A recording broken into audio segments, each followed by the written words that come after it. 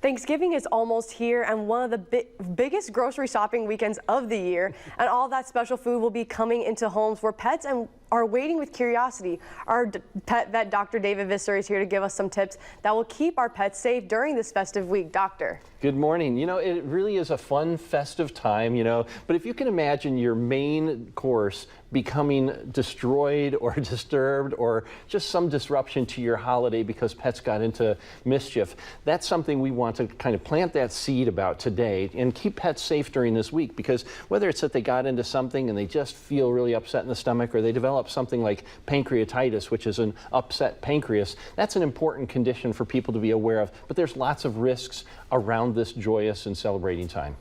And bones, we know, are a big problem for dogs and cats, but what is pancreatitis? Yeah, pancreatitis is, the pancreas is an organ in the abdomen, and it has many jobs, but the job related to digestion involve the fact that the pancreas makes digestive enzymes, but it does so in a way where it doesn't digest itself. That's kind of key. But if the pancreas gets irritated in one way or another, like eating something that's unusual, or this can happen spontaneously, the pancreas, it's kind of like lighting a match in a fireworks factory. It just really is a destructive and disruptive thing, and painful too. But the pancreas is an important organ for digestion, but it can get irritated in the process of eating unusual things. And right or wrong, a lot of people give table scraps to their pets. I am guilty of one of them, doing it to my cousin's dog. Is there any way to know if pancreatitis is occurring within their pet? It's I think most of the signs are going to be related to digestive upset and discomfort and pain. So the first thing that they're going to do is just not really feel like eating. So if they have gotten into something and you're wondering whether this is a case, a loss of appetite can be one of those early indications. And sometimes it's dramatic, where they're not eating at all. But pain in the abdomen can cause pets to walk in an unusual way, really stilted, almost arched as they're holding their abdomen in, and then slow to lay down. Those are some of the signs of having a painful abdomen. But this rapidly becomes more significant where pets just feel nauseated and they start vomiting. The digestive tract doesn't have a lot of ways to complain, so it's sending stuff out, as you can imagine, at both ends. Vomiting and diarrhea are the main signs. But not wanting to move around, lethargy, these are some of the more important things. And this can be really serious, where pets go into shock because of pancreatic inflammation and irritation. So it is important to know these early signs, because it could develop into something more. And what should someone do if they think their pet is developing pancreatitis then? Yeah, pancreatitis is an important thing to have evaluated. So the first thing to do is contact your veterinarian and have an examination. That examination will evaluate general health in general, and then also some important vitals like taking the temperature. Many pets with pancreatitis have fever. But pets that are diagnosed with pancreatitis, which can be diagnosed, by the way, on some rather straightforward blood tests at your veterinarian's office, sometimes we can send home medication and manage a mild case. But in more severe cases, any food, any water can upset the pancreas, and so they can't actually have anything by mouth. So hospital care with IV fluids and medications that help manage the pancreatitis until things have settled down is fairly common. Antibiotics, it's variable. Sometimes this is bacteria, sometimes not, but antibiotics are typically used.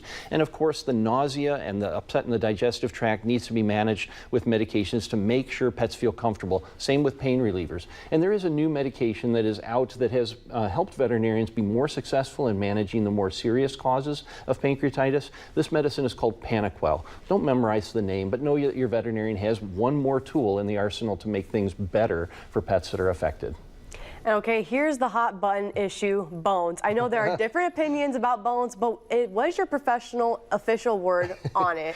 Bones, it's really a tricky thing. I understand that animals can hunt and eat bones because of the fact that they originally were carnivores and would eat the entire carcass. But the fact is that bones have a very hard nature to them. I don't recommend them. Of course, around the holidays, we're talking not only about the bones themselves, but all of the gristle and the meat that's on there. These things can cause pancreatitis, as we talked about. And also, if the foods have been out in the trash, bacterial contamination can be a significant thing. Probably the most significant thing that people underestimate is the fact that bones are hard, okay? Maybe not poultry bones, we'll talk about that in a second, but Bones that are hard can cause the teeth to be broken when they're chewing with those strong jaws. But the poultry bones, I mean, birds were meant to fly, so these bones are very, very thin, and they're more likely to splinter, and that can cause some lacerations in the mouth, the throat, or the esophagus, or even get stuck at any point after they have swallowed these things. And as I mentioned, pancreatitis is a real significant thing as well.